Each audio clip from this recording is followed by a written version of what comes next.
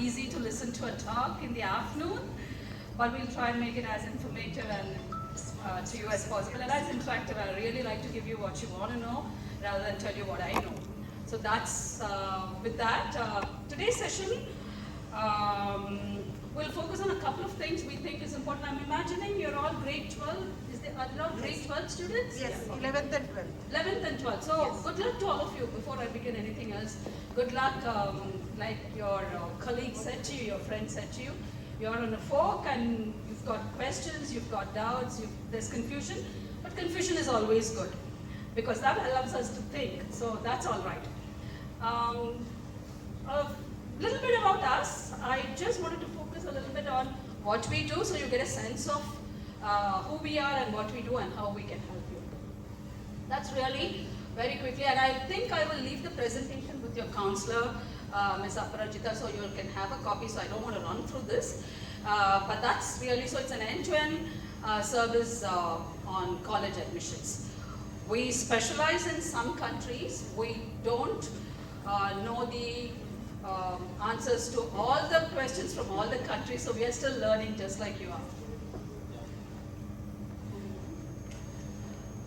That's like your school had wonderful placements. I went through that, and thanks for sharing that, Olivia.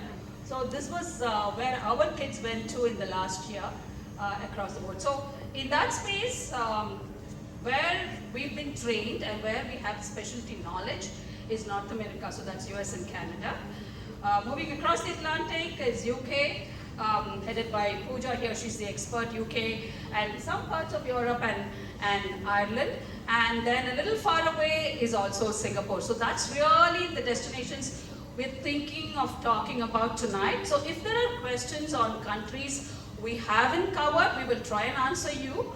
And in case we don't have the information today, we will promise we'll send it across to you as well. But we just thought, based on demand and based on what we've seen from the student fraternity in Dubai, we've picked these 5 destinations. Those are the 5 destinations we're doing today, Pooja, right? Yeah. For this afternoon. So we thought we'll give you a good roundup or an overview about what to expect, what you can do, and what opportunities are available for you at these destinations. Right, so we're going to first talk about you. The most important part of this whole story, this whole journey.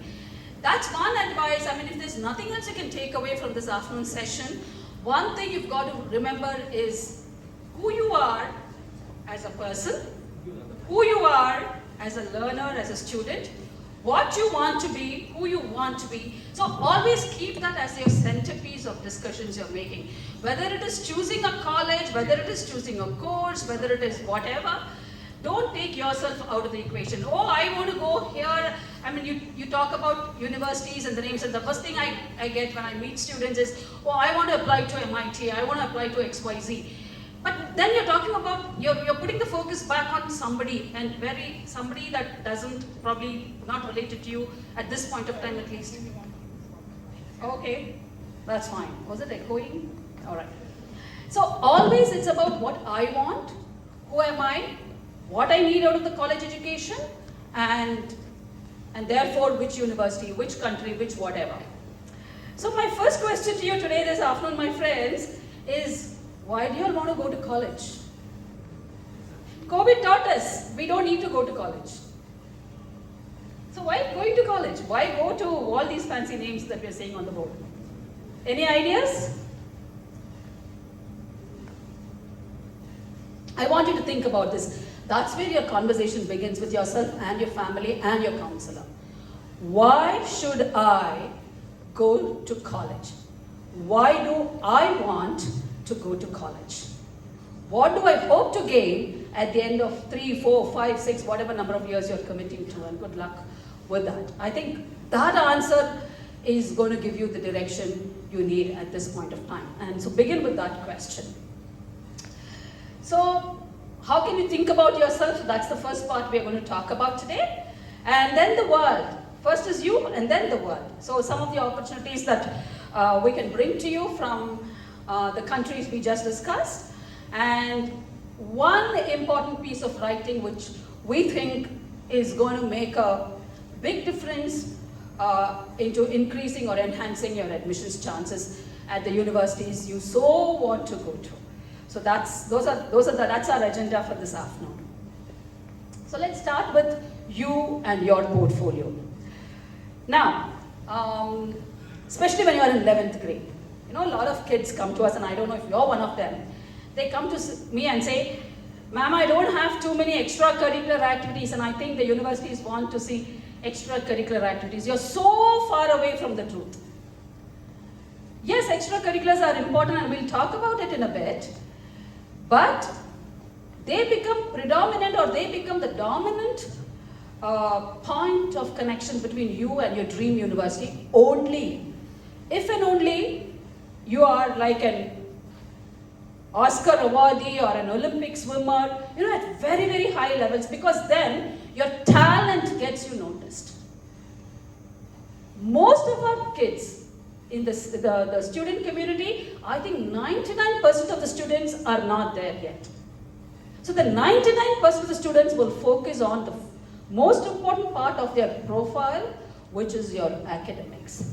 And for those of you who are in 11th grade, I'll say this: your 11th grade performance is the most important part of your application. So, especially with CBSE, ISE, what's the curriculum you follow here, Aparajita? ICSE. ICSE followed by ISE. Yeah. So there is a, 10th grade, and last year's 10th grade happened with a lot of drama. So those of you who've gone through that, congratulations. So you're exhausted, we understand that. But that is no excuse for you to have a downward slope in 11th grade. So if you've scored fancy numbers, 95, 98, congratulations. But the news is that you've got to repeat that performance this year. That's your first thing. If there is a downward spiral, I know you have a couple more semesters left in the cycle, please notch up. Those of you who finished 11th grade, you've got maybe a couple more terms in 12th grade for you to redeem yourself. Especially those of you looking at going to North American universities. US and Canada, they look heavily into your 11th grade performance. That is the year before college when there was no good exam and they have an actual performance coming out of you. 12th grade exams, results will come long after you've actually got your place into whatever university you've applied to. So that's a little bit of a tip there. Supercurricular activities, my colleague Shruti will take you through the supercurricular and extracurricular activities, but I'd like to go back and look back into the academics. Can we go to the next slide, please? Thank you. Yeah, so first is the performance. So 11th grade performance, 12th grade, first term, second term. Remember, a lot of countries are looking at what you've actually done in high school. 9th and 10th sets the tone. 10th is your board exam. Great. That's something they look at very closely. And then the follow on, the 11th and the 12th grade performance in the subjects that you've picked. The second thing they'll also look at is the subject selection that you've made and how relevant or closely related it is to the career or the major you're choosing in college. Because I think those discussions and those conversations have already started happening. Your friend just told us that. So it's important for you to sit down with people who matter and say, these are my subject choices, which is fine, and say, what are my paths forward in college so that, I can leverage this and move forward. There are a couple of issues here, and I'll tell you what they are in a minute. One, computer science. The world has more than ever before, X number of computer scientists they can't handle anymore. So computer science is the hardest course to get into in the world that we're talking about today when you're looking at study abroad. And that's the fact. So those of you, so for example, A has X profile, X percentage, X whatever, and B has the same. A applies for, let's say, history or economics, and B applies to computer science. Even if B had a better profile, B is not going to land up as many offers as A. simply because in the case of computer science, biological sciences, the demand far exceeds the supply. The number of spots in the universities haven't changed one bit over the last 10 years. The number of applications have gone up more than 10 times. And thanks to COVID, that ratio has really gone very, very irrational. So much so the universities are finding it very difficult, because what they say to us, we can pick 200 kids, we can pick 2,000 kids, but we have 25,000 kids who can meet our requirements. So even if they're going to pick 2,000 kids, 23,000 kids who are qualified will have to be turned down. That's the reality. So those of you who are looking at going abroad and who are looking at biological sciences or computer science, and this is true of Canada, this is true of UK, this is definitely true of the US.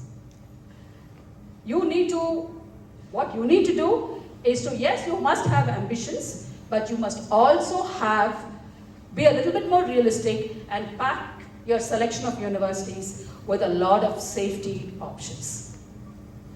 So subject choices, the major, there must be that correlation, and I've given you a side story on computer science itself. Coming back to the subject choices, yes, computer science is not required to be done at high school, but when you're going into a very qualifying kind of a application cycle, they will expect that you have the background to picking that major. So there must be relevance established to what you've done so far, academically or otherwise. That means curricular-wise or otherwise, and connected with what you want to do at college. Not who you want to be, that's going to be a different story, and we are not going there yet. It's just the next phase, which is getting into college. So that relevance needs to be established. So you need to sit down and have that discussion with people who can give you that direction.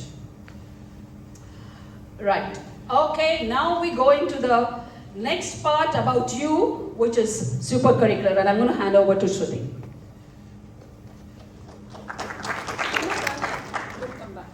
Hi, good afternoon all.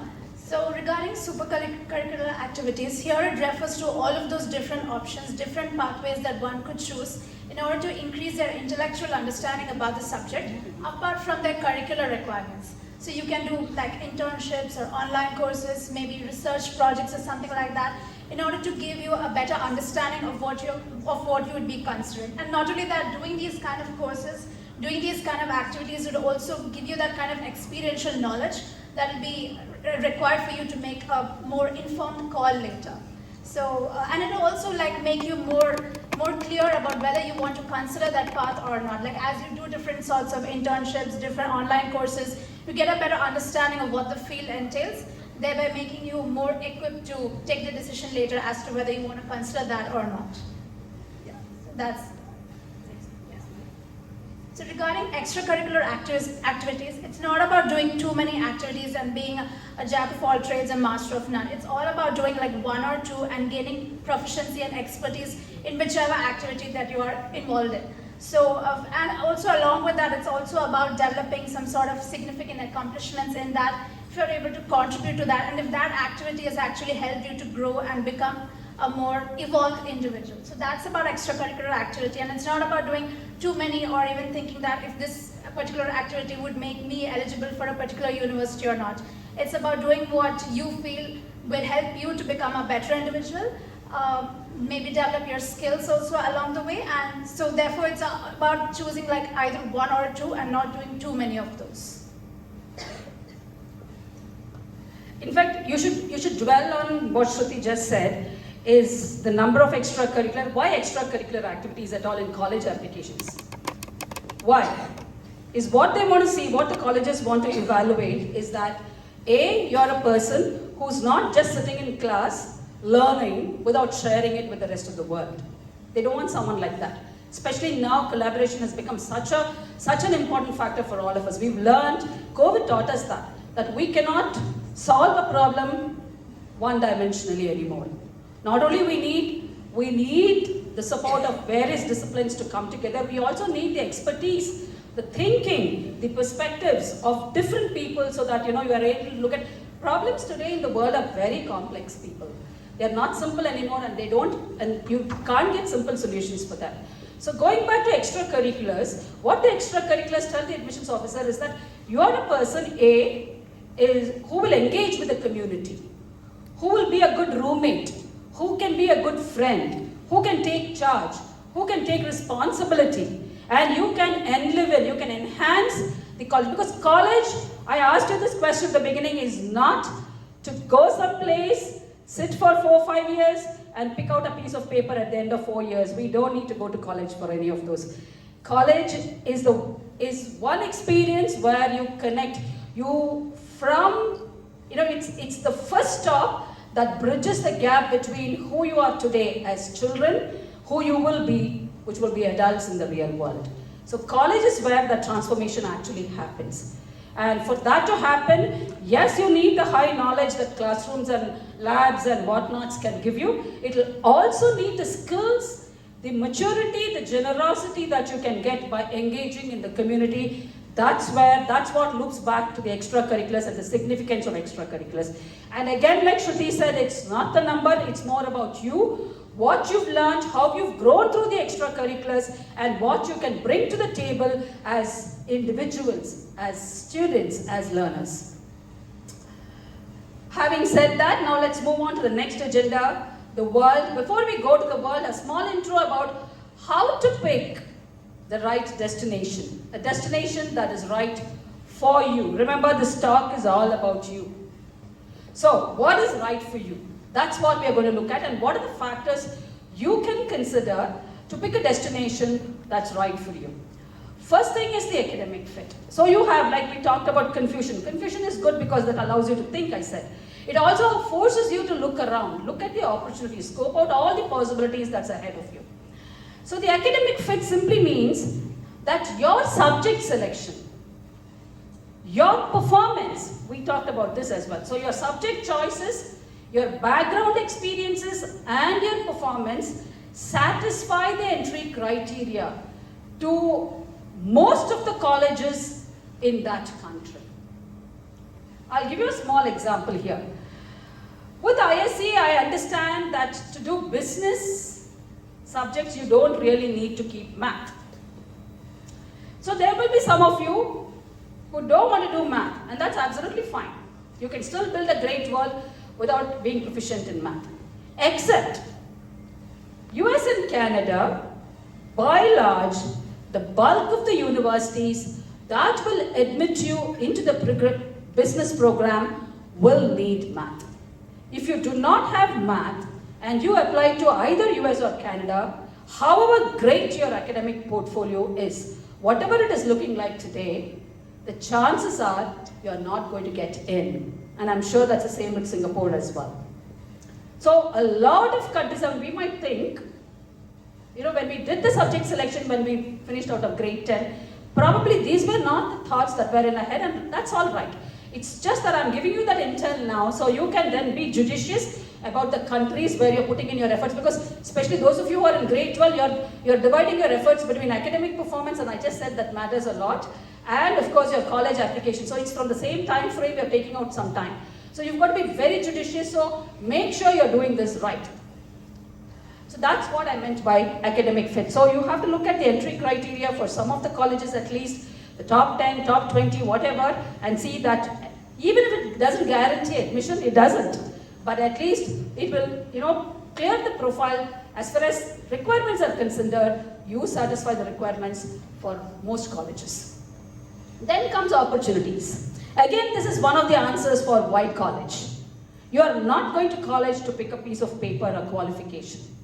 And that's what I said, COVID taught us that. We can get a qualification without having to go to college. So why college? That's the bridge between who you are, a kid today, an immature child today, to who you will be, the adult who's capable of making decisions in the real world. And that does not come from just sitting in class and learning biochemistry or mathematics or marketing or whatever. It comes with the other academic opportunities. So when you choose a destination, you need to see what sort of opportunities you're looking for. Some of you might be playing professional level sports, or you're playing basketball, you're playing at a national level already, and you want to continue that. Absolutely, you should continue. So you should look at destinations which will allow you to continue that. Some of you Being in an ISC curriculum, you're looking at working in biological sciences, you want to find a solution to whatever medical scare is out there still in the world, fine, then you need a research. So you need to pick destinations where there is a lot of support in training you for research, which is a skill you haven't acquired yet in high school. So those are the kind of things you look beyond the classroom, beyond the curriculum, to see what all opportunities will I get to enhance my learning, where I can apply my course knowledge and see for sure that this is where I belong, this is what I can do, this is the problem I can solve. So other academic opportunities, where I can connect, after the business degree, I want to work in banking, I want to start my own setup. Great, those are all wonderful dreams. Now that's not going to happen in isolation. You need the support of a community that can handhold you and take you through the ropes. So again, finding out where those possibilities can happen. So that's something that is very important for a lot of you. And then the family needs to get involved, finances. And I'll tell you a story that hasn't left me for many years now. We had a student, can't remember what school she was from. This was a couple of years ago, and she's a Canadian national. She applied to US and Canada. Very good student. She got in. Her first choice was UC Berkeley. Now some of you are smiling. It's a top school in the US. And she got in. So she was very, very happy.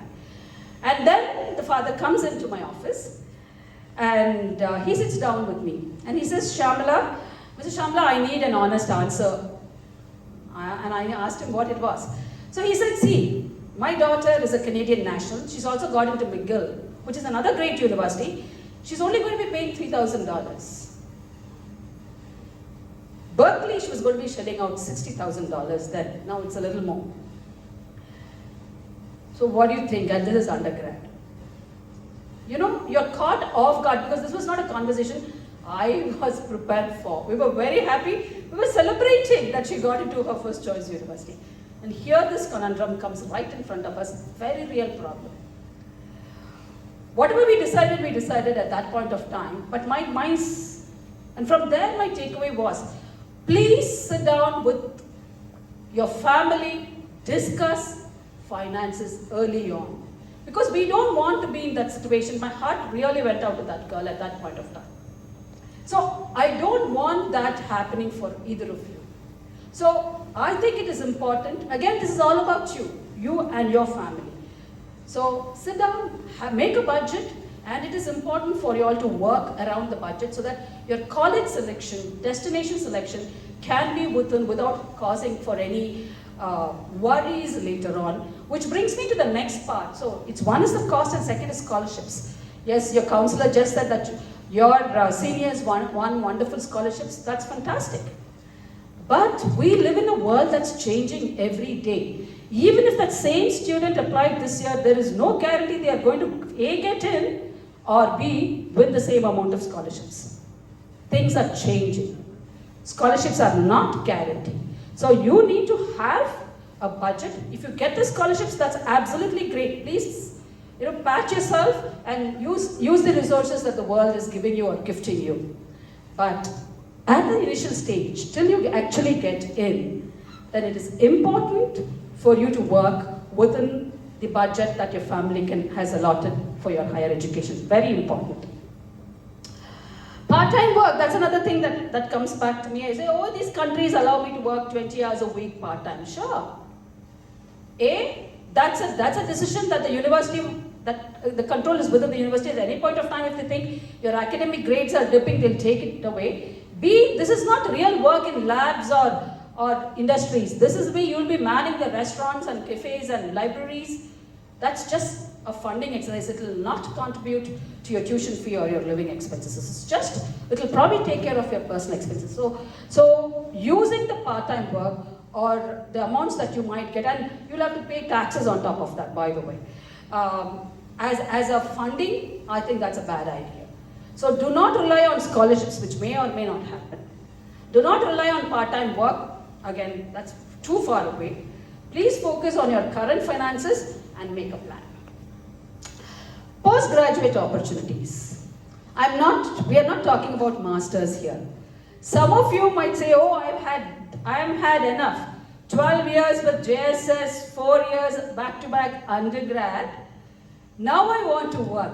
Fine, absolutely fine and fair enough, and you should.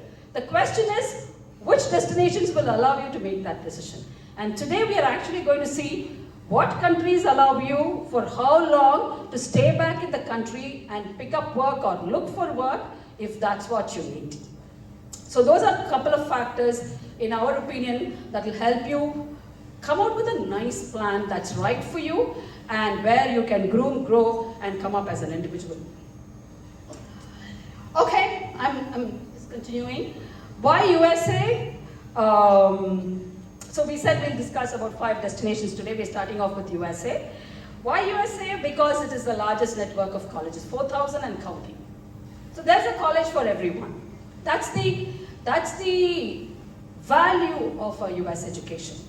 Also, they're the ones who brought out this philosophy called the liberal arts curriculum. Now, what the liberal arts simply means is that they believe that when you're 17 or an 18-year-old, you don't know what you want from life. And that's a fact. At our age, we don't know what we want from our life. And to expect that from you, I think that's a very tall order. So, going back to the liberal arts program and the curriculum there, they believe that you need more time. So, if you pick a liberal arts college or a liberal arts curriculum, then you can explore biology with economics, with music maybe on the side, and see where that takes you. You've got 4 years to plan that out. Good luck. The only thing with that is that remember we talked about offloading and working from a liberal arts curriculum. That's highly unlikely because you're still exploring your academic and professional options. So that's the other side of this story. Moving on, okay, very, very quickly, like I said, I'm going to leave the presentation with you, so you really don't need to take notes, but I'd like to focus on the red areas. It's a very expensive destination. Scholarships, your counselor told me some of you are aiming at Ivy League schools. Good luck. And congratulations, you're aiming so high, but good luck really, you need lots of those.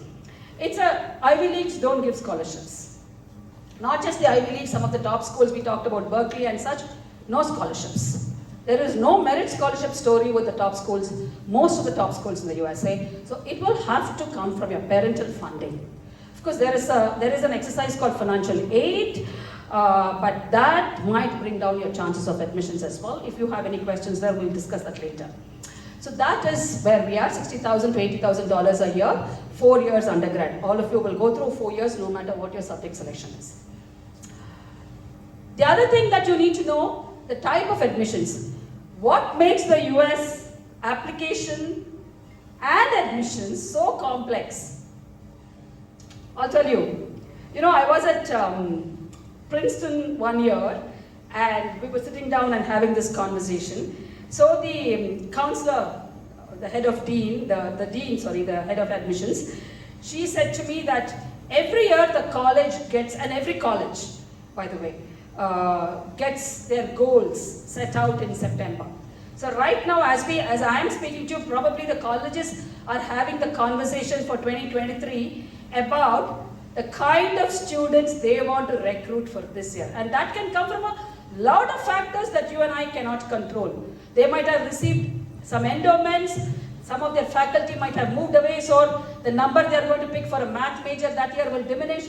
Maybe all their top basketball players for this year have graduated, so they're looking at people who can play basketball at a good level.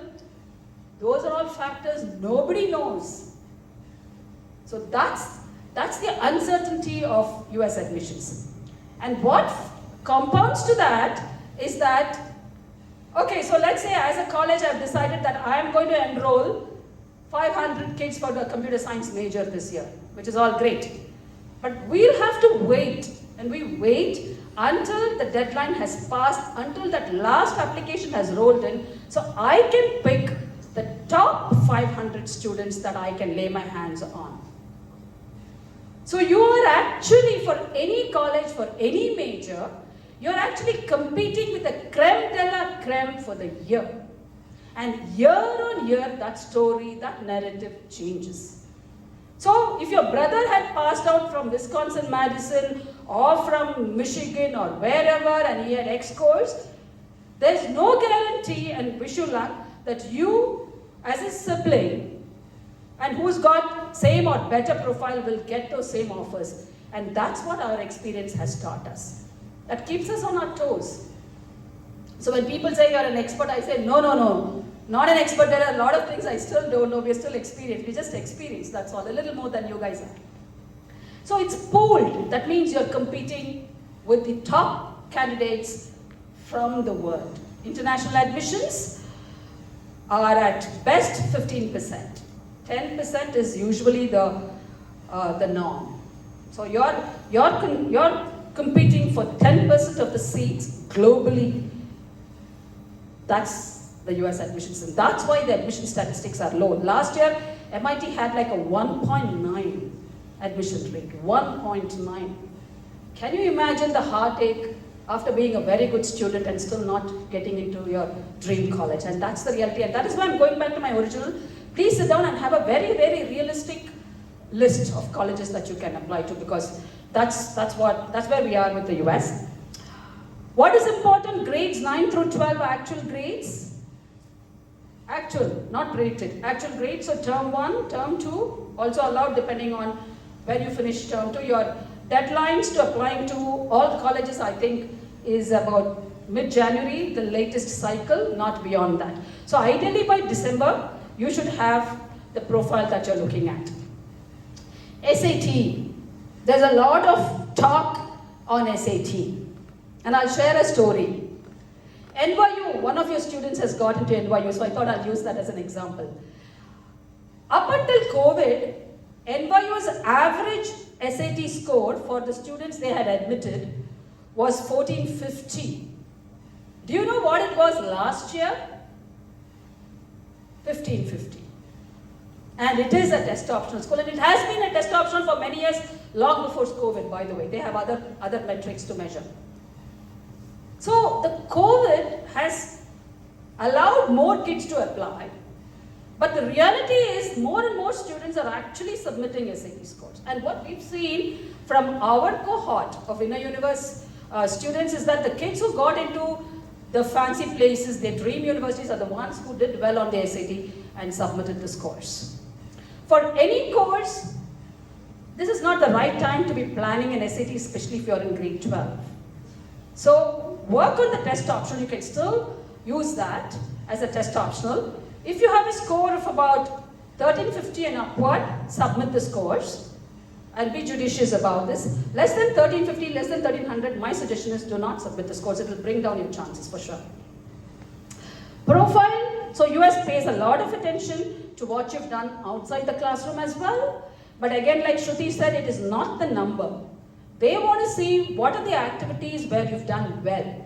What are the activities where you have showcased talent, significant accomplishments, where you've contributed to the JSS community, where you've taken charge, you've exhibited leadership, accountability, and you've brought value to the people that share space with you.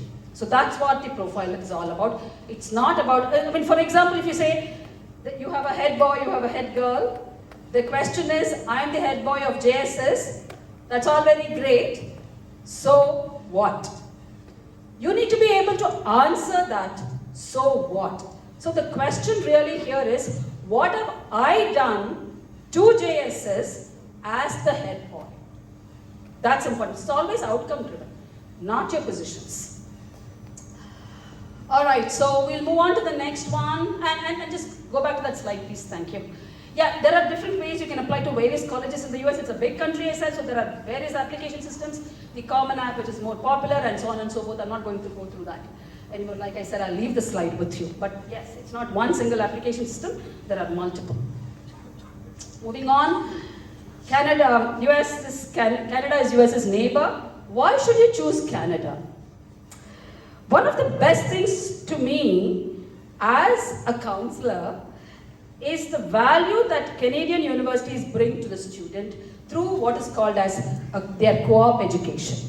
Now, co-op education is the possibility of you working when you're studying. Of course, it will extend the duration of your undergrad program. For example, if you did a one-year co-op at UBC or University of Toronto or McGill or wherever you apply to and get into, then your 4-year degree program will become 5 years.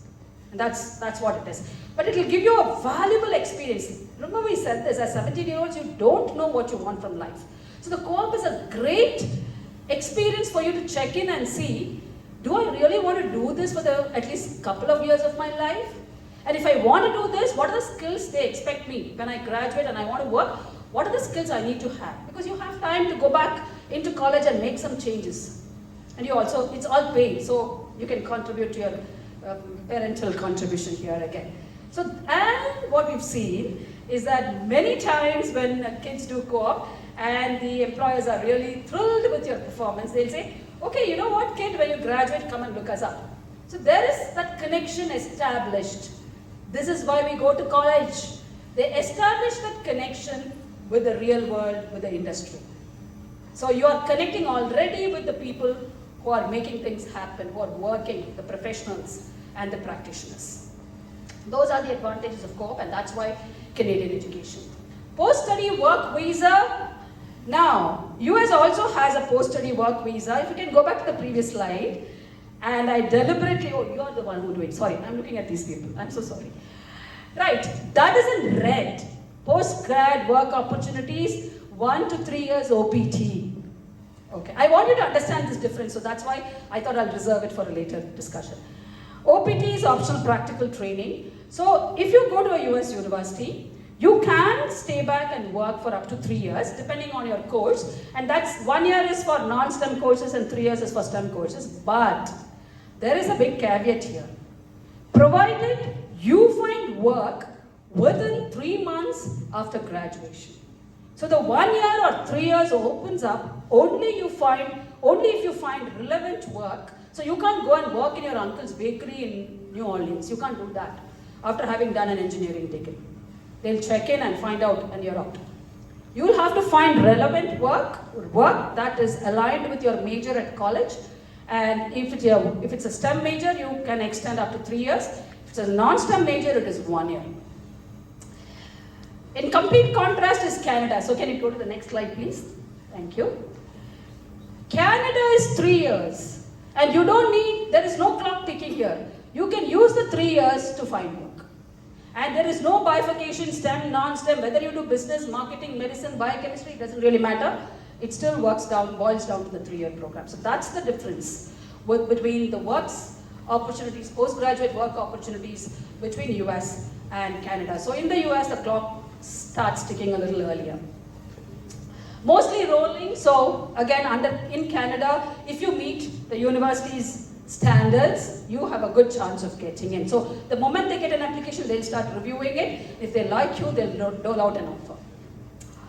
One of the unique things about Canadian application is they're probably one of the only universities who have done this for the undergrad, to the best of my knowledge, and I stand corrected here, is video responses. Remember we talked about all the essays you're going to write.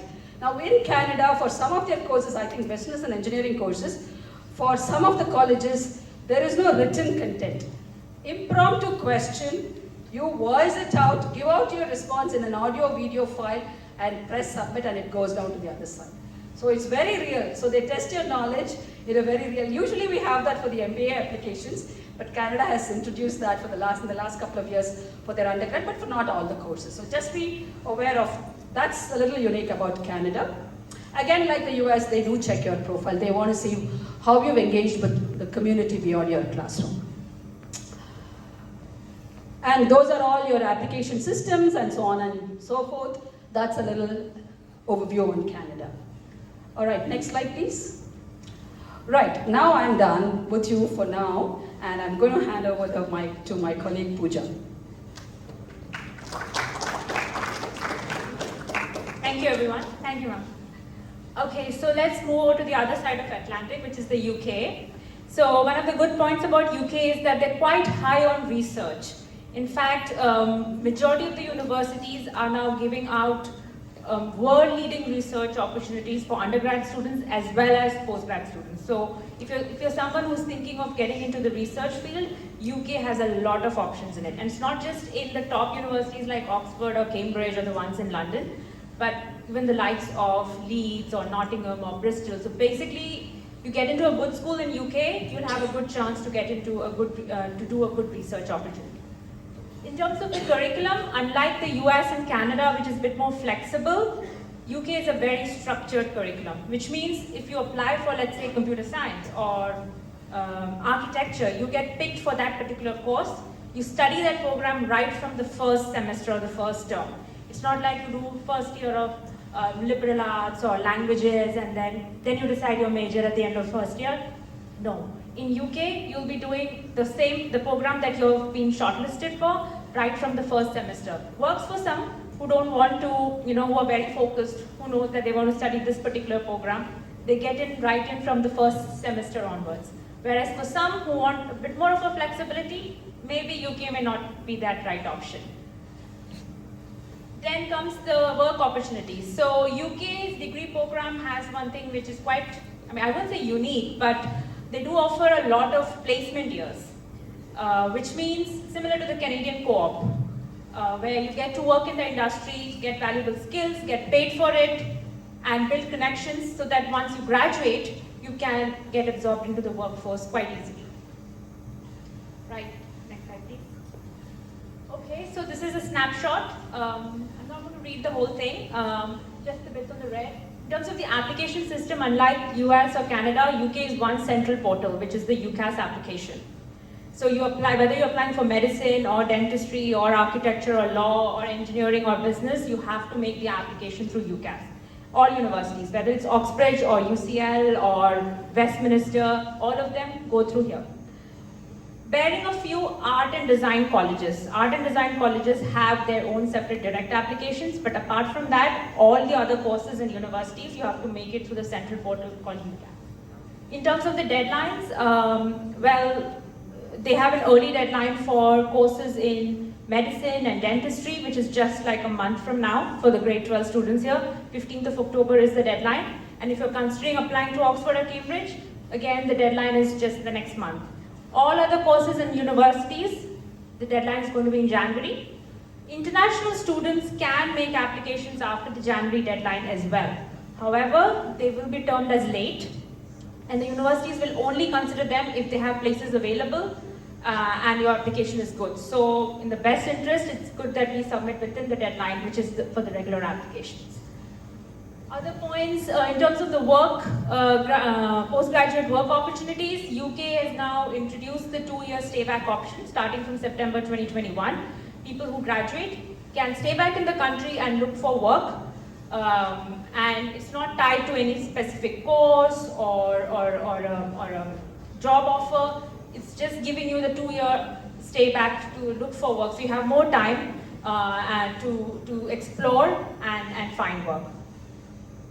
In terms of the types of admissions, most of the admissions are not pooled. That means as and when you submit your application, admissions can review it and start giving you offers. So that means you don't have to necessarily wait until January to submit the application. If you have gotten all your applications ready, your predicted grades, your essay, recommendation letters, submit them off by November itself.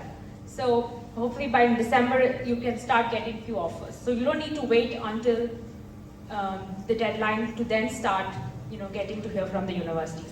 Having said that, there are a few universities, for example, like Oxbridge, Oxford and Cambridge, they'll wait to receive all the applications, then the entrance test and the interviews, and only then the decisions are made. So bearing Oxford and Cambridge and a few other top universities like LSE, UCL for a few courses, most of the universities in UK have a non-pool system. So they're rolling, so make those applications as soon as you're ready. Don't wait for the deadline. In terms of the admissions factors, unlike US and Canada, UK predicted grades play a very big role. So your predicted grades will determine the sort of colleges you should be looking at. So make sure you do well in your grade 12 term 1 so that your teachers are able to give you the best predicted grades possible for you. Apart from that, the entrance tests, Again, these are mainly going to be for certain courses and certain colleges, for example, like Oxford, Cambridge, Imperial, maybe UCL as well, and certain courses like medicine, dentistry, and law. For these programs, you need to take a specific entrance exam, whether it's the LNAT or the UCAT, which you need to take in order to qualify further in the admissions round. Right, let's move on to the other next country, which is Singapore. Singapore is quite high on academic excellence. It's a small country and very few universities, and those universities are practically like in the top 10 in the world. So they're quite high on academic excellence here. So high that it's actually quite difficult to get in. I mean, in our past experience, maybe we've only had like a couple of students who have been successful into Singapore universities, because we are looking at scores from the ISE curriculum like 99%. So it's not an easy destination or university to get in. So they're quite high on academic excellence. Another point about Singapore is, which is not usually seen in other countries that we are discussing, they have something called the tuition grant scheme, the tuition fee grant scheme. So this means where you are signing a bond with the ministry actually, so it's with the government of Singapore, that you're going to work in Singapore for 3 years after you graduate. So when you sign that bond, you get a subsidy. You get a subsidized tuition fee. So let's say if your tuition fees is around 35,000 Singapore dollars, it will come down to somewhere like 17 or 18,000 Singapore dollars. So with that subsidized fees, you can study, but then you're tied to the government that you have to work in Singapore for 3 years after you graduate, either in Singapore or in a Singapore entity company. So that's one unique thing about Singapore then. Right, moving on. Okay, so that's a snapshot there. Scholarships are going to be mainly merit-based, so based on your application. The university application is the main application form for the scholarship as well. So if you are successful, you will be given a scholarship. Again, the amount won't be huge, a small amount there. Plus, they have the TGS scheme that we are talking about, where you can sign the bond and get a subsidized fees. In terms of admissions, yeah, that's one thing to look out for. Pooled admissions, unlike the other destinations, Singapore doesn't give out any conditional offers. So you submit your application within the deadline. You have to wait. You get your final results whenever, is it June, July, whenever now. You submit the results within 3 days, and then your application starts getting assessed. So it's not like in US or Canada or UK, where they assess with whatever documents you have submitted and give you a provisional offer or a conditional offer. You get to have an understanding whether you're in or not. Singapore doesn't work like that. They will wait until you submit the final scores, and then they start the assessment process, and then the decisions are released. So it's quite late in the cycle that you'll come to know whether you're in or not. But anyways, you need to be targeting around at least 99% in your ISC goals to be looking at a possibility of getting in. Another thing about their admissions factors is, apart from strong academics, if there is any other activity which can influence the admissions, is any international level competitions or representations or any Olympiads. If you have done any international Olympiads, the science or math or cyber Olympiads, or any representations at a university level, whether in sports or performing arts, that will be counted. Nothing at a school level or district level or whatever, no, none of that is going to matter to Singapore. If it's only at international level, there can be an impact on the application. Otherwise, it's purely going to be the academics. Okay. And I'm not going to hand you over to Shruti again. We're going to cover Europe. Thank you, Pooja. So now with regards to Europe, primarily we'll be focusing on the Western European countries and not on Eastern European due to the current political situation over there. So now, considering these Western European places, of course it gives you a very culturally immersive experience, and in today's world it's not just about learning the theories, it's about developing soft skills, and being in a very culturally immersive environment would automatically improve your cultural quotient, which enhances your adaptability quotient as well. And it's not just about IQ and EQ, even these kind of parameters play a very important role. And yeah, several international companies, MNCs, have set up their base in most of these countries, thereby providing you with necessary work opportunities as well. Of course, it also depends on how proactive you are and the kind of proficiency you have in the language that's spoken in these countries as well. Could you move on to- Okay, so now this is a comparison of these 5 countries. Now these 5 countries, they have their own, they do have their own specific application portals for each university, but at the same time they do have a centralized portal as well, but the centralized portal caters mostly to their domestic applicants, which is why we have mentioned the university specific application portals for international applicants. And for Netherlands they have StudyLink. And the English language requirements, yeah, so for those courses that's taught in English, obviously you would have to submit a document indicating your proficiency in the English language.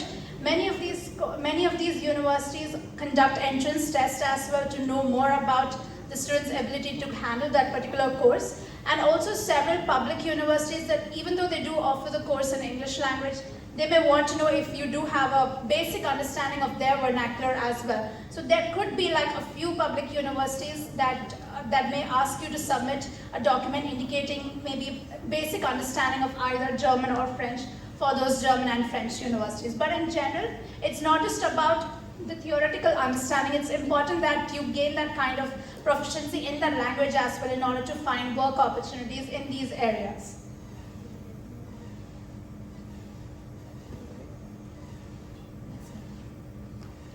Okay, now Ireland is it's the only English-speaking country in the Eurozone, so language wouldn't be a hassle over there. And it's also a European hub to several international organizations, thereby providing you with those kind of work opportunities as well. And the application system, it's all direct to their specific university portal itself. And the deadlines for medicine would be around like the month of February. And these universities are also quite selective, like they do look into your academic performance heavily, and they would also want to know the different pathways through which you have increased your intellectual understanding. So it's not just about the academics. Along with that, in your personal statement, you would have to indicate the various options that you have used to increase your understanding of the field. So if you're considering medicine or engineering or whichever it is, doing those sorts of online course internships will definitely give you a boost and edge over the other applicants. Thank you, Shruti. We've sort of revised a plan given the time frame we are at. So we are going to cut short our presentation here because we have to be mindful of the time and there's another speaker waiting for you. What I'd like to use is Miss Olivia tells me that we've got about 10 minutes left. 10 minutes, Olivia? I think we should answer your questions more rather than go through this. And what we've promised the school is that we'll come back second round just on the personal statement because that will take some time and I want to do justice to that. So we're not going to be covering this today. Instead, we'll focus on admissions and answer your questions. So over to your questions. Now it's your turn. Yeah. Fine, you mentioned that Singapore is very selective in terms of grades. So like, what range should I expect to score in the exam? That's what Pooja said, 99% in your ISC exams. 99%. Okay, thank you. No pressure. Good luck. See, but you've got enough time in the cycle to actually, if you're targeting Singapore, you've got time. Work towards it. You have a target in front of you. So yeah.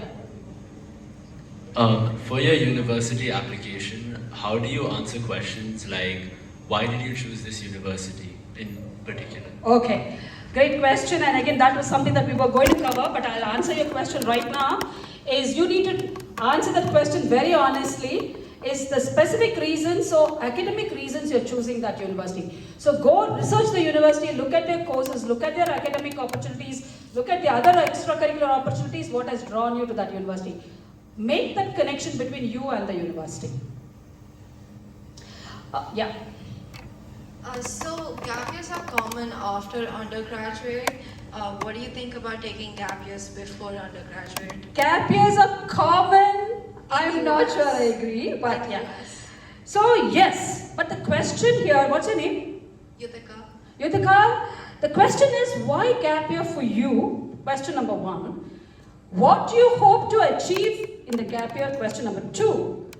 Question number 3, or rather point number 3, you will be assessed against students For that university who've completed their work and competing in 12 years, you have taken 13 years. Really, as a statement, that's not going to gel very well for you unless you have packed the year with lot of academic/professional engagements. Otherwise, don't take the gap year. Immigration will be another problem because there are red flags. What did you do 1 year rent by? You've got nothing to show. What were you doing coming from the Middle East? So those are all real issues. And lastly, what we've seen, this is a very personal experience I've had. We had one kid who decided he's going to take the gap year, and in October, when all his friends were posting, this is my dog, this is my roommate, this is my whatever, he got very excited and he realized and in January he went back to university. So unless you have a very solid plan, gap years are not going to work for you. We've seen that in two cases. Kids who want to do medicine because they have to do 1 year of clinical work, so that's useful. And there are people who have to, because of their Syria and some of the countries like Singapore, for example, they have to take military service, so they all take gap years. So, but that's defined by the law. Yeah. Okay. Yeah. I had a question. So you had talked about there are uncertain factors in determining our application. So will the current inflation in US determine maybe more international applicants or anything like that? Well, we'd like to hope. We could always hope, can't we? Yes. We don't know. I'll let you know. I'll answer this question probably in March 2023. Good luck to the inflation. There was one thing I wanted to bring to your attention, which I think I missed when I talked about US and Canada in particular. Pooja mentioned structured. Just a minute. Pooja mentioned structured, and what she meant by that is, in the UK and Ireland also, and Singapore, you actually picked for the major. So there's no risk, there is no uncertainty there. US and Canada, you're picked for the department, for the faculty, not for the major. There is as much a chance of you not getting the major of your choice as there is getting the major of your choice, because you still have to go through 1 year of prerequisites and that's the other difference, by the way. And thanks for bringing that up, Pooja. Okay, over with you again. Good afternoon, ma'am. Good afternoon. My question to you is, like you said, when you were discussing about submitting our applications to US and Canada, and you said that they will keenly look at your 11th and 12th marks. So how would our scores in SAT and GMAT and further exams help us to boost up our profile? Sorry, how will your scores in SAT? How will our scores in SAT help us to boost up our college profile in order to enter? Okay, SAT tells them, okay, here's this deal. Let's say you've got a 1560 on the SAT. They know you can think well, you're a great decision maker. Your 11th standard marks reads 85. It shows you're not a hard worker. They don't want you. They'd rather go with hard workers than someone who has the potential and is not making use of the potential. If I had the time, I can share any number of stories of actual students who were brilliant, intelligent to the core, but didn't make it to the universities they should have gotten simply because of their attitude to learning. It's more about the world is going to look at you closely about what you've done with what you have, not about who you can be with what God has endowed you with. You've got to make use of what you've had. All right, next question. Okay, so my question is, in 10th and 11th, we research about which colleges we want to go to, whatever, etc. When do we finally, decide, okay, so this is my safety, this is my reach? When do we finally come to that decision? Oh, great question. Very good. So you look at all the colleges, they will publish who they've picked last year. So if you're well within that space, and this exception here is computer science, by the way, any other course other than computer science, if you're well within that space, that is either a target or a safe school for you. Anything where the admission statistics are less than 25% is a reach school, no matter what your profile is. Even if you had a 1600 SAT score and you had 99%, like Pooja said, if you're picking Yale, Harvard, MIT, Caltech, UC Berkeley, it is still going to be a reach school for you. 25% to about 35-40% admissions rates is about target schools for you. Above 50% is your safe school. So look at the admissions rates. How important are social and charitable events for your profile? Okay. I hope you were listening to what I said. You don't have to be suddenly sociable or suddenly charitable in grade 11. You think the admissions officers can't see through that? What does charity really mean? What does sociable really mean? If you can take care of your parents and allow them some time, I'll give them some time to do things what they want to do when they don't want to be parents, when they want to be individuals. To me, that's charity. That's bringing it. Charity begins at home. So it's charity and sociable is not the way you're looking at. What they're looking at is what I said earlier, is have you taken time from your life to bringing comfort, relief, productivity to other people? The number doesn't matter here. Then that's being sociable and charitable. And yes, they want individuals. They don't want someone who's selfish anymore. That's why that becomes important today. But it has to be measured in real terms. So, I mentored 5 kids. Great, so what? So that so what is what you're going to answer. So I went to India last year, and this is a common thing, by the way. I went on a trip to India, visited an orphanage, fed kids, taught kids, and then I never looked back. That's not charity, that's not social. It's got to be real, you've got to be measuring the impact, you've got to look back and see, hey, what have I done and has it benefited somebody? So there must be a metric, there must be a survey, there must be a going back.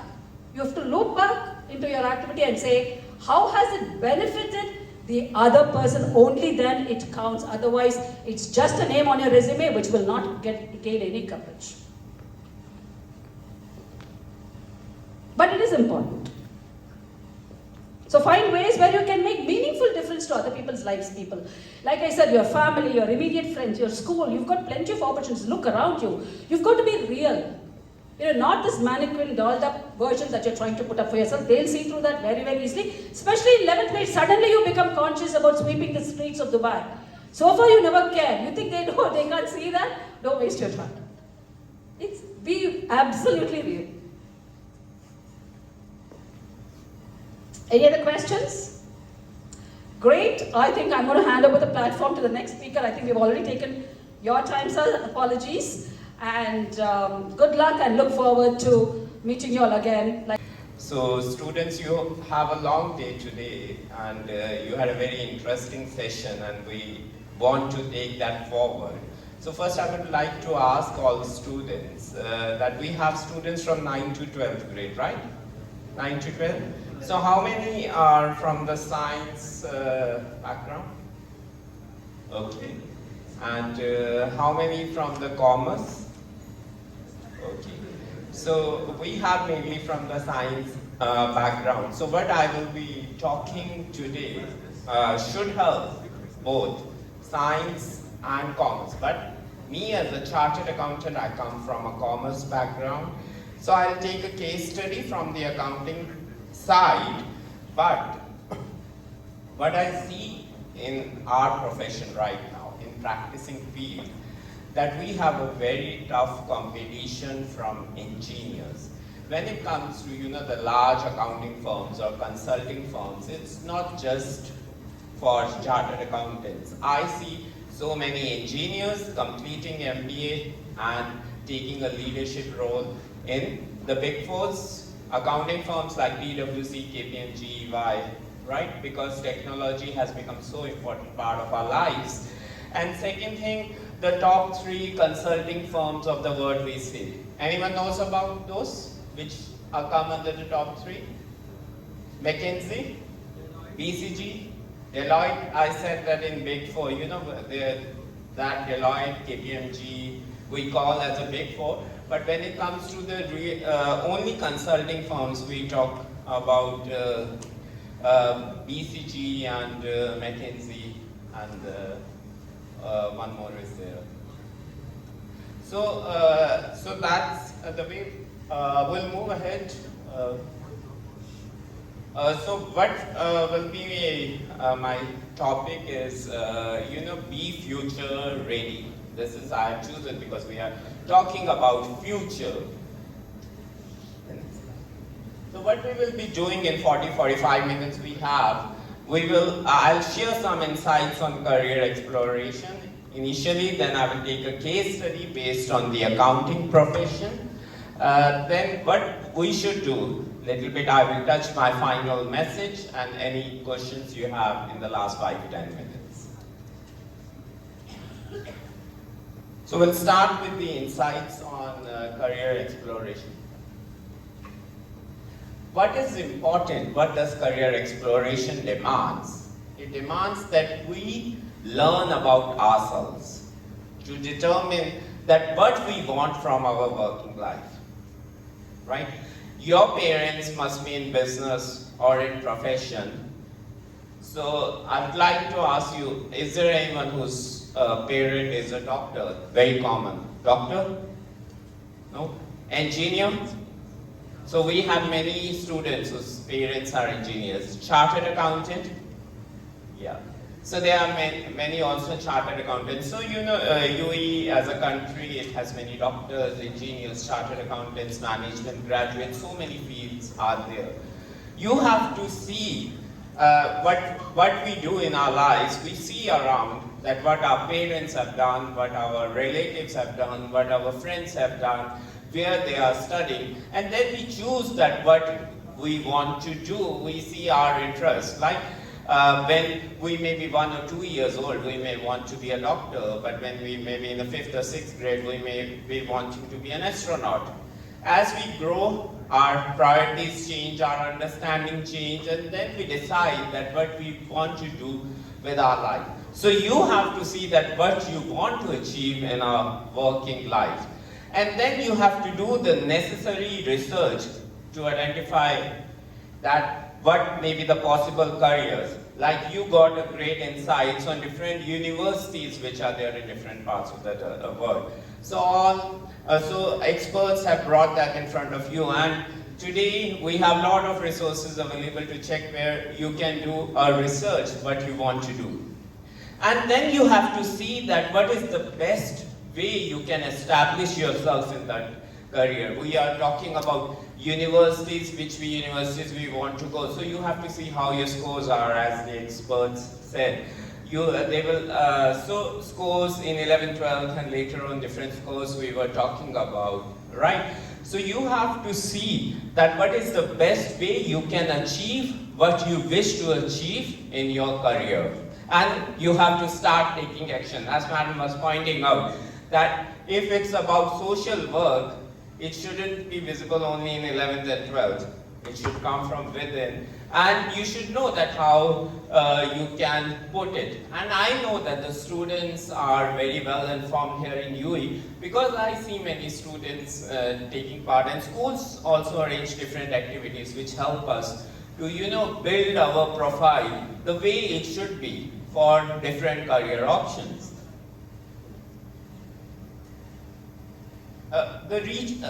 We all know that there is a strong disruption happening in the market, right? Everyone knows COVID has accelerated that disruption, and this disruption is because technology is changing. The requirement, the different jobs are evolving. A doctor can perform a surgery for a patient in USA by sitting in China. So this is a kind of a disruption which has been happening because technology is allowing us to do such things. So therefore, what is happening as the technology is getting adopted, the things are significantly changing, and automation is happening, like robots are everywhere. There are so many things which were earlier performed by manually, and then we had taken use of computer. Now the system will get developed in such a way that the computer will perform such tasks automatically. So this is changing. And what the world is seeing is that there are certain skills required in different kind of jobs. And what happens that many times people who come to take those jobs are not able to meet the kind of skills which is required. So whatever you are doing, it's very important for you to understand that what is the expectations of skills required from you, and you are meeting that. Because if you won't be able to meet that, it will be very difficult for us to survive. Then, the future of work has already arrived. As I said that, a doctor sitting in China can perform a surgery in America. And we have seen here in UAE what's happening is that we have been working from home. There have been many jobs which are getting outsourced. Organizations are seeing that where the cost is low. So these things are changing the way we do the work. So we need to be mindful of it. So what we need to know the clarity of what is coming down, what will come in the future, what will be the challenges, what kind of opportunities will be there for you. You need to get connected to the big picture. There are some industries which are called industries of future, where there will be ample of opportunities for each one of us. So we need to understand that what's the big picture connected with it. Like one of the emerging fields is what? Cyber security. So if that interests you, you should know that how the cyber security is becoming relevant and what kind of opportunities are there. Then you need to be always prepared for the way the things are changing. Because the change is part of our lives. It's continuous. The ages are changing. You know that you have read in the history that how the things should be used to be there and how it stands there. So this will continuously change and we need to prepare for it. So what are the industries of future quickly? You know that robots are performing so many tasks. So that's one of the great industry future.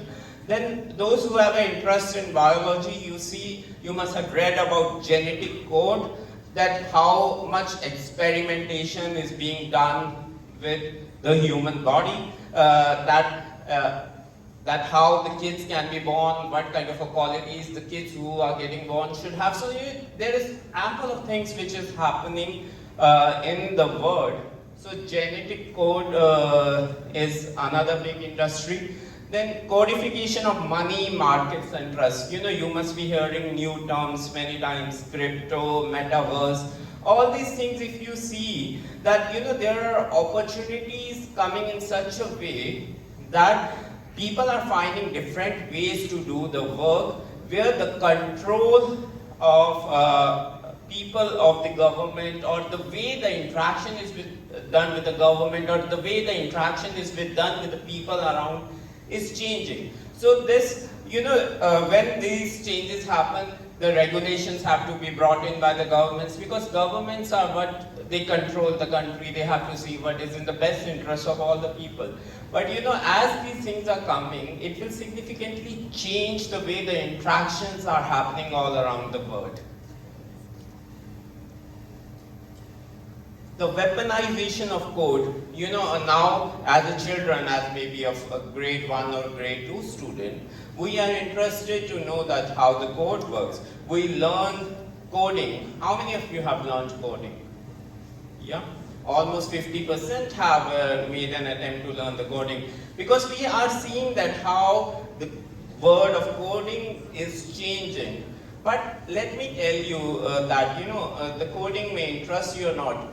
For as an individual, everything we do not need to learn. My personal belief is that because what happens is that as we are leading in something, we try to find out that where we are weak.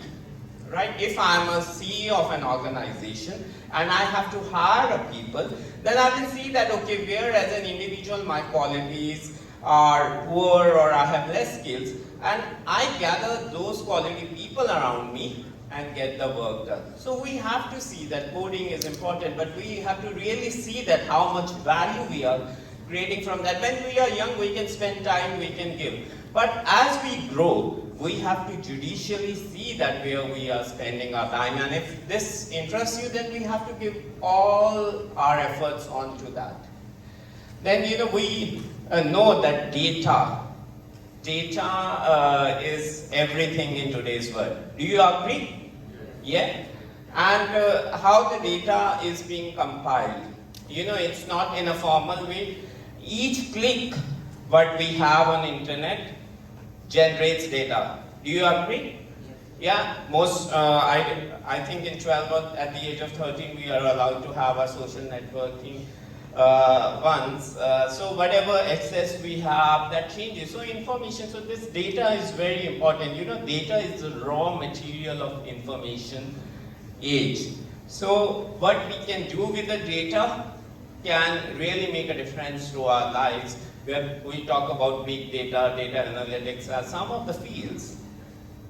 Now, the geography of future markets. You know, I've already spoken about the way we are able to interact with the different worlds. So therefore, the governments understand that, you know, the way the businesses happen will change. Because what happens is that when new technology comes in, the governments are not that quick to put in regulations, and there is already an activity which happens. Like, for example, digital assets and crypto. You know, the regulations which are coming from the government are very slow, and there's a lot of activity which has happened in the crypto field. So therefore, the governments also understand that the future markets will be different. There will be, if we have a will and we have a will to do the things differently, then there are a lot of opportunities which can be done within the framework of the law which exists. And then as the law changes, that impacts our lives. So this is like a geography of the future market which leaders know and they are seeing it. So we cannot be a very control freak. So that's why the governments have been becoming all around the world very accommodative. Right? So we should know that in the future, in any field we may be, we should get the skills what we need, and we are able to form the right connections. And the third thing, we change how we think about work. Because I talked about the shift which is happening in the work, which is the future of work. It's not like going to office 9 to 5, right? So the way the things are happening, it's significantly changing. So what you should do, so any field you choose, I think you should make a pledge today that we cannot be, you know, a jack of all trades, a very common term which we used to use. Whatever skills you decide, wherever you wish to go, we should target to be a serial master in that. Because, you know, the competition is huge. The word boundaries, there are no boundaries to the word, you know, because we are sitting, we come from India, we are sitting in Dubai, we are talking about getting admission in the US, which is so far, 10, 12 hours different, timing difference, it's there. So therefore, there are no boundaries to where we can reach. So therefore, we need to be very, very effective in what we are doing. We need to have a very good skills. And when we talk about connecting with people, building our connections, you have to think innovatively. We just don't have to build connections. We have to think innovatively. We have to be an innovative connector when it comes to the world. And second thing, you know, we know that there was a COVID, right? There was a COVID and many people were initially working from home. Some people are still working from home. And the other thing is that, you know, there are so many things in the world to experience. So when it comes to work, we are no longer satisfied with just doing our day's job and meeting, getting the money and using that for need. We have become passionate about certain topics. We have become passionate about different experiences which we want to gain from the work. So therefore, now the young generation thinks in that way. So, and they find time off from the work, maybe 3 months, 6 months, and then go and experience a passion, serve the society, or whatever you wish to do. So therefore, the organizations are also realizing that the minds, the young minds are like this, and people think in that way. So you, whatever field you choose, you may have to think in that way, because that's what is becoming the norm of the day. There are certain technological changes, you know, which are shaping the future. Like all of you love music, right? So there is a lot of remixing done in the music. You have done? Yeah, so there's a remixing which is there. Then there are so many options available, so many things to choose from, and everything may not be of interest to you. Then we use filtering. Filtering very commonly, am I right? You filter that what you need. Like we have Spotify and all those apps for music, and you can easily filter. Then when it comes to the software, if we see how the things are changing, now the software, all the softwares mostly are on cloud. You understand cloud? Yeah? You understand? Where you don't have to take a software in a CD, right? Where there is a platform where the software is available, you gain access and then you can use that software. You are from IT? Okay, can you explain what is cloud in a better way, because I am not an engineer. So like there'll be servers around the world. There'll be servers around the world in their main offices, and then you access the servers to download the required software from their servers onto your computer and use them.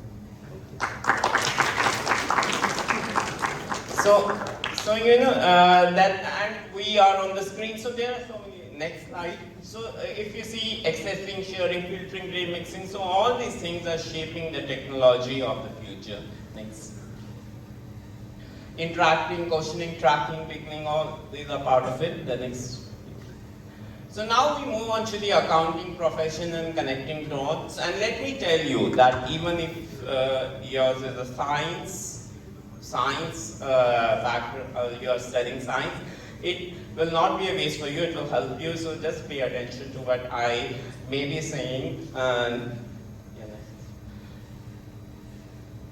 So we will first talk about introduction to the accounting profession. When we talk about accounting profession, there are two things. One is independence, where auditor's main responsibility is to audit the accounts. You understand, audit the accounts, like your parents are investing in share markets? Yeah? So, when we invest in a share market, you must be seeing that what does your parents study to see that whether they want to invest in a company or not. What do they study? Any idea? Audit report, anyone said, right? Financial statements of the organization. So we study the financial statements, we see that whether this company is worth investing, because whether this company has chances of growing or not, whether they are making profit, and on that basis we decide. So all those financial statements which are hosted by the organizations on different portals, on their portals or on the regulator's portal, have to be audited by a chartered accountant, right, in that country, who is legally allowed to do that, have to be signed, and they are said to be an audited financial statements. So an auditor has to be an independent. It cannot be one from the organization, so that he or she, an auditor, can truly justify or truly state that without any biasness, that these are true financial statements. So this is one word. Second thing is consulting. Consulting, different kinds of consulting the organizations need on transaction advisory, on technology, on internal audit. So there are so many vast opportunities on taxation. So this is the main work what a chartered accountant or a person who is working in a consulting firm or a big four, as I spoke about, does. Second thing, we talk about the functions in an organization. Any organization, if it has to survive, has to put in controls in place, which are called internal controls. There has to be a system, like this is a school. A school has a system that you will come in the morning, you will have these many activities, and you will go out. So when all these activities have to be done, there have to be controls put in place so that it is effectively done. There are no problems. We take about the security of the children. We take about the interest of the children. Yeah, we take about we take care about the learning of the children. So for all that, controls have to be placed. And detect frauds. You know, in a world where we live, fraud is very common, right? You understand fraud? Yet any people trying to cheat anyone, right? And since the COVID has started, the fraud has significantly increased because, you know, around the world, there were people who were in problem, right? When the people are in problem, the government has to take care, or governments have to take care for them. So when the governments have to take care of their people, they will bring in different kinds of incentives for the people, for the industry, so that, you know, everyone gets enough money to survive, right? So when these plans are brought in, this benefit is brought in, some people who may not be eligible will try to beat the system and take that. So in that scenario, a person, when he or she is doing that, it's doing the fraud. So when an auditor or consultants are there, their responsibility or one of the work which they do is to see that they detect fraud in the organizations, that there can be internal frauds or outside, that once organization is doing a fraud with the government, or internally people who are managing that organization are doing internally fraud. So that's one of the important function of an auditor to do. Then how does these things work? I talked about the audited financial systems. Audited financial statements, which is like a financial reporting. The companies report to the outside world, to its stakeholders, that what its position is. And then we have standards. Have you read about education standards? You have read? You must have heard about it.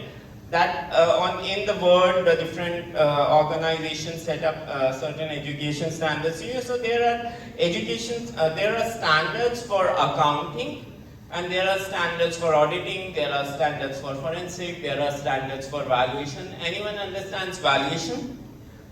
Valuation, right? So what do you mean by valuation in simple layman terms?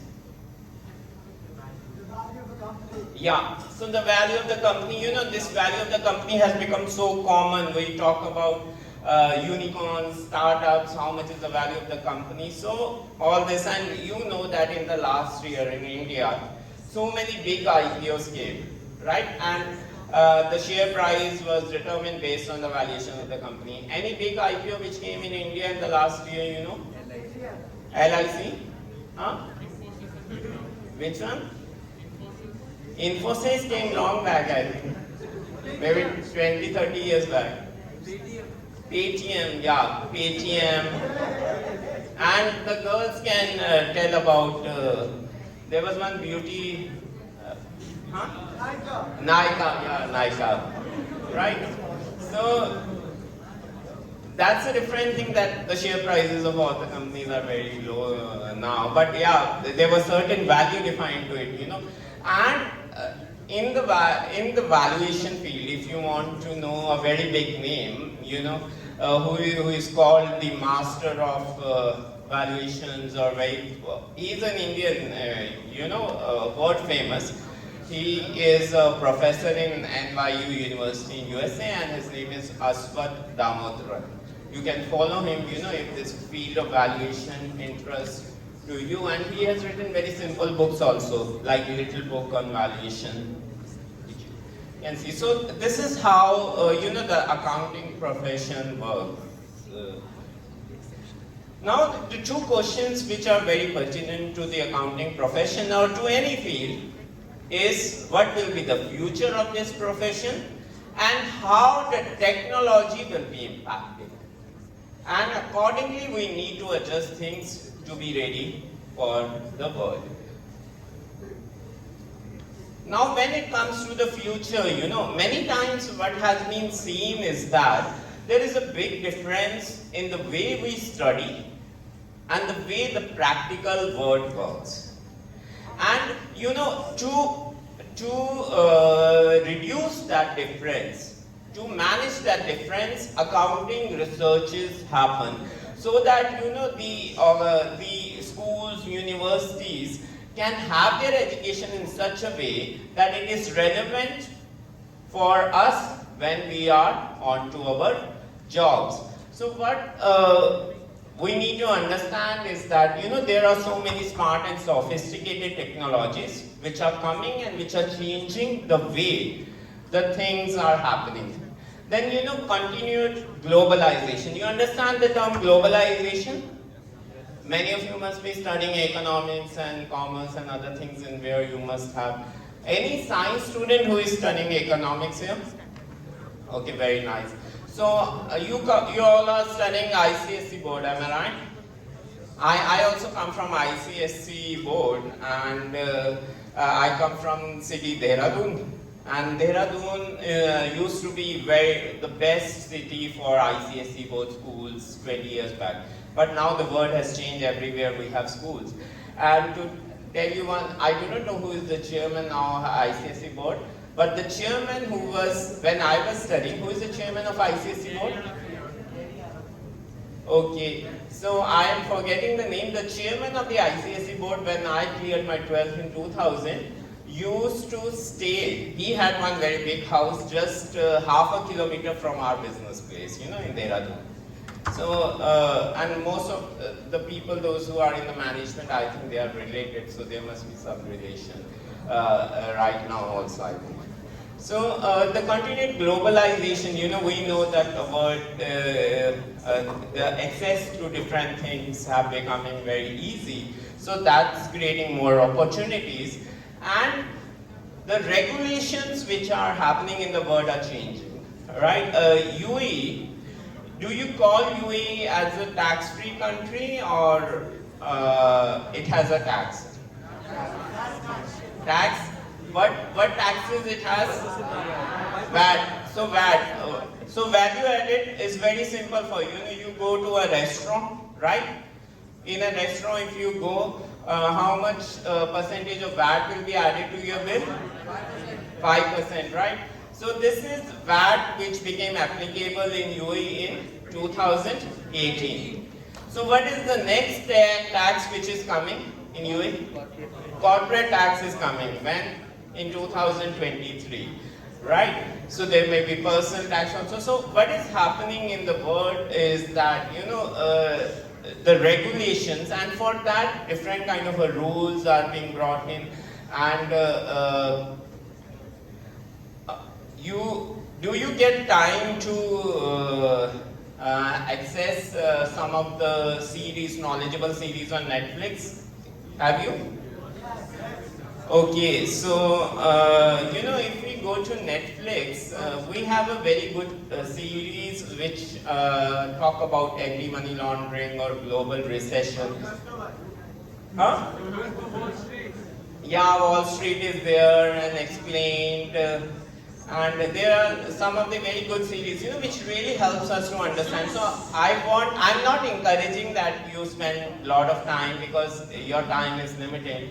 Time of schools is also limited. But what I'm saying is that, if you have already seen it, you will see that how the people have misused different things, or there has been dirty money from drugs and trafficking and the other things. And if we bring that money to the normal system, then it's a crime, right? So because of these things that have happened in the world, in different parts of the world, because of that, the things globally are changing, because governments have to see that the things are done in a right way. Yeah.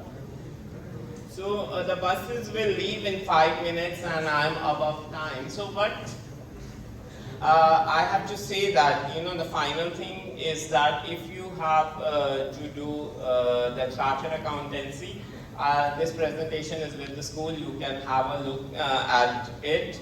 As an Indian student, I would encourage you, those who are from commerce, that you take that benefit of the support which is there in doing the chartered accountancy from the Institute of Chartered Accountants of India. And if there's anything, we have an office here in Dubai. You can always come and ask. And what I would like to say that, as a student, it's very important for you that you do the things in a right way, you work hard on the skills when you are studying. Do not take shortcuts. If you have to spend 3-4 years in having a very solid base, spend that time on it.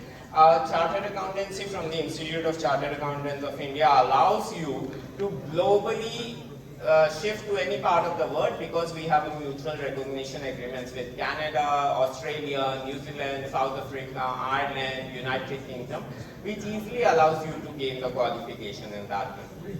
So that's there, and when you are in 11th standard, you can take your admission in the foundation of the Chartered Accountancy.